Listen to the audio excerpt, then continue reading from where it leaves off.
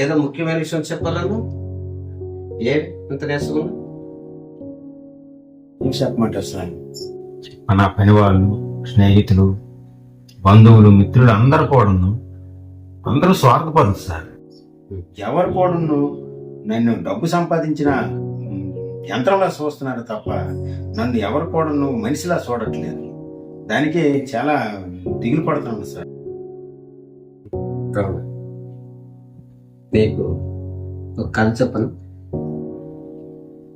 ఒక పట్టణంలో 1000 అద్దాలతో పెద్ద భవనం. ఆ భవనం దగ్గరికి ఒక చిన్న పిల్ల ఆడుకోవడానికి ప్రవేశించింది.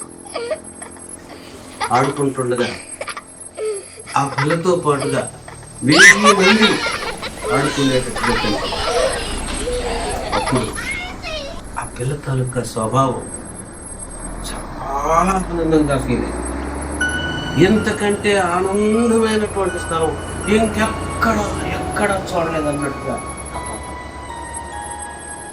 తమ చుట్టూ కోపంగా, చికాకుగా, విచారంగా ఉండేటటువంటి ఒక వ్యక్తి ఆ భవనంలోకి ప్రవేశించాడు. ఆయన చుట్టూ 1000 మంది ఉండేటట్టుగా కనిపించారు.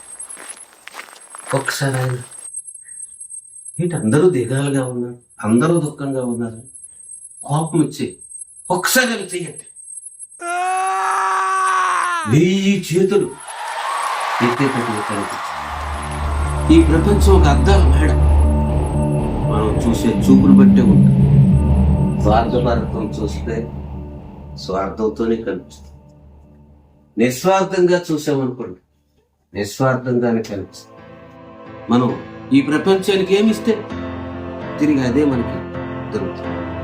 లే చిన్న